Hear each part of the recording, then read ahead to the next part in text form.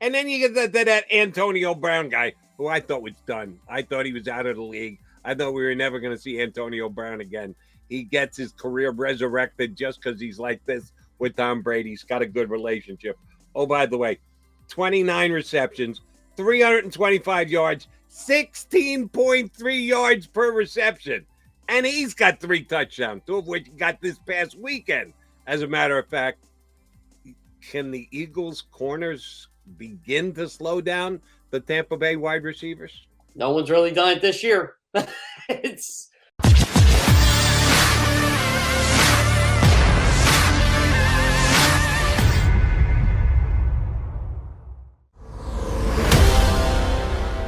Mullen today. Thank Johnny Mack hopping on, doing the guest spot thing. He's got to get into the NovaCare complex, get his COVID test to cover the team on Thursday. Quick turnaround, change everybody's schedules this week. And I did bring this up with John. I want to follow up with you, Jeff, about the schedules. Nick Sirianni was asked about the challenge of getting ready for a Thursday night game, and his answer was basically, we're going to dumb it down. We're not going to do as much preparation, bigger game plan, everything else, which is a really honest answer. And I like the fact that he's being honest with us. But that's not good when you're going up against Tom Brady, the most accomplished quarterback in the history of the NFL, the defending Super Bowl champions, a team with more veteran guys who are more used to doing the quick turnaround thing. I think the NFL did the Eagles an injustice here. That's the wrong word. Injustice isn't the right. They didn't do the Eagles any favors by scheduling this game for a Thursday, because I think it is a major advantage to a team like Tampa, the kind of roster they have, what they accomplished last year, to be facing off against that kind of team than any other team in the National Football League in a short week. I think it really compromises the Eagles. Yeah, and unfortunately, this has a lot to do with the TV contracts too.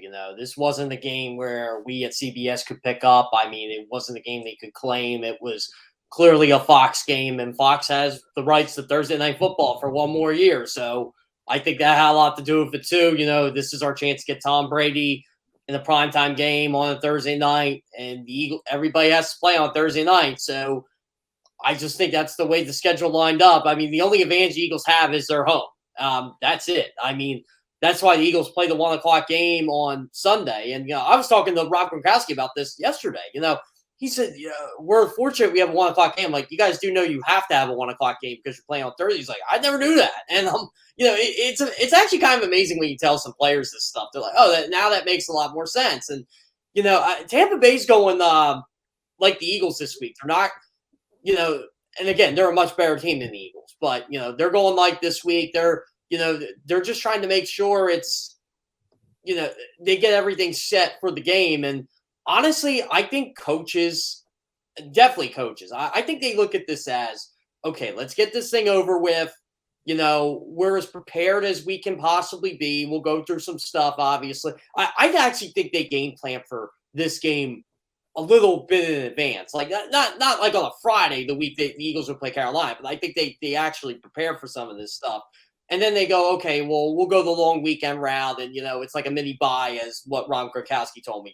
That's kind of like why some players do like Thursday Night Football. He said they're few and far between. But, yeah, overall, Jody, it's just, I don't know. I'm not a big fan of Thursday Night Football. And I'm a guy who does every Thursday Night Football game for CBS. And, yeah, there have been some good games this year. But there are some matchups where I just wish for once the Eagles could play the Texans on Thursday. I know they don't play Texans this year, but why can't the Eagles play like some team that, I don't know, isn't any good on Thursday night? I always feel like they're always playing somebody good or a division game, and I don't know, maybe it's just the way the schedule turns out.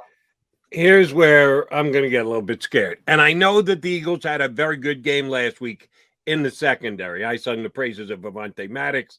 I thought he had the most athletic and difficult play in the secondary this past week with the ball he batted down right at the end zone.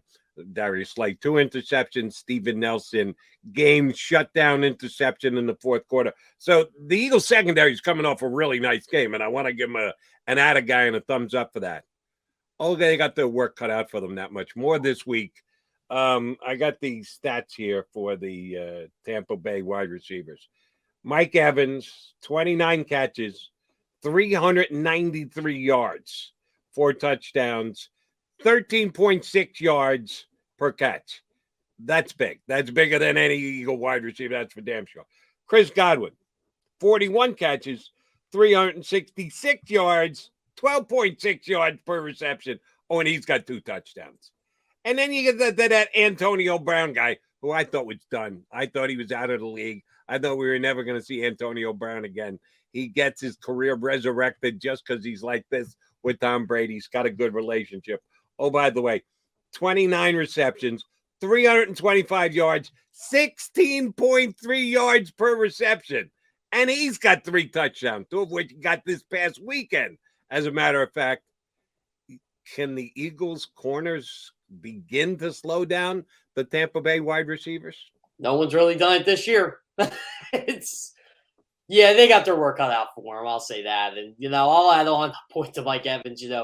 People sometimes will say Mike Evans is their 3rd best wide receiver, which I think is preposterous. I'm like, Mike Evans is the only player in NFL history to have 1,000 receiving yards in his first 7 seasons in the league. I mean, he's beaten Randy Moss to that. That's their red zone threat. Antonio Brown is their home run there, and Chris Godwin could be their home run hitter too. They just use him more as a possession guy, and I don't know how you cover all 3 of them. Yeah, I mean, they're not. Jonathan Gannon did misquote, "We're not a dime team." Guess what? You better be a dime team this week because you're going to need it. This team is just, if they don't get to Tom Brady, which again, Tom Brady has the quickest time from snap to release of the football in the league. You better be ready. You better be ready to tackle these guys the minute they catch that football.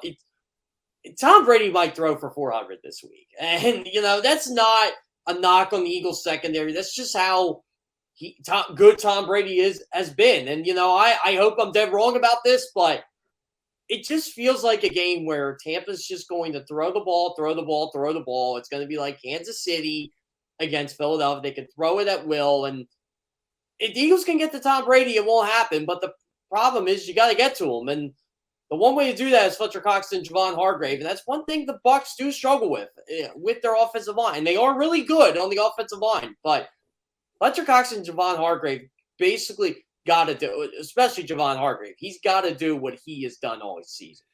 And, oh, by the way, in case they do have to go dime because Tampa could put 4 wide receivers on the field, they're without Chris Miller, who I really liked, their young wide receiver last year. That's why I was incorrect. I thought they were actually Scotty Miller. I thought they were going to pass on Antonio Brown because I thought they were 3 wide receivers deep already. And Miller seemed to have this really good, quick developing relationship with Brady. Yeah, we'll bring in Antonio too, but the more the merrier. Just keep us giving us wide receivers. They've got this kid, Tyler Johnson, who was a 6th-round pick last year, who was certainly buried behind all 4 of those other guys, never saw the field last season. This year, because Miller went to the IR, he's gotten a chance to play. He's averaging 17 yards a catch. And, yeah, he's their 4th wide receiver, so he's not going to get a lot of balls thrown his way. But when he does, they're big play balls. So the Eagles really have their work cut out trying to shut down this Tampa Bay passing offense. They haven't run it all out effectively, kind of like the Eagles in that way. They seem to be eschewing the run this year. Fournette's had a couple of... They have a reason to, though. Look who their running backs are. Ronald Jones is... I don't think he's good at all. I think he's done after this year. Leonard Fournette, he's playoff. Let me ask you, what happened to Ronald Jones? Because Ronald Jones was a pretty productive player for them, but there has been a significant drop-off from him production-wise. Why do you think that is? I think it's more, I think it's more pass protection. I don't think he's a good pass blocker, so he just doesn't see the field as much as you would like to see him. I mean, he still kind of carries the football efficiently. He was actually pretty good last year. I thought he was going to turn a corner, and then playoff Lenny showed up, and you didn't see much of Ronald Jones. And then they brought in Gio Bernard, who is a better receiver out of the backfield than either of them. And which is, I always thought this was ironic when people tell me Leonard Fournette can't catch passes out of the backfield, but yet his last year in Jacksonville, he had 70 catches. So he obviously can catch. It's just they don't like to use him like that. I just feel like it's definitely a rotation.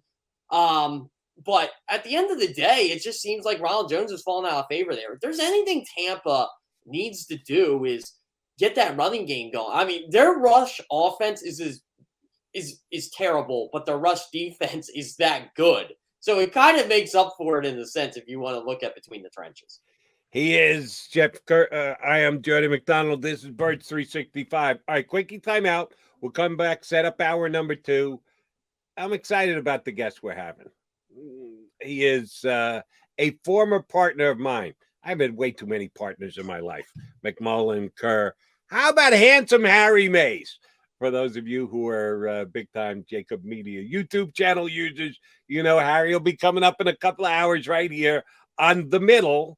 I said, Harry, get up early with me tomorrow morning. Do us a favor. Hop on Birds 365. Said to you, for you, Mac Man, not a problem. So Harry Mays in The Middle is going to join us coming up, about 20 minutes from now. Here on Birds 365. Stay with us.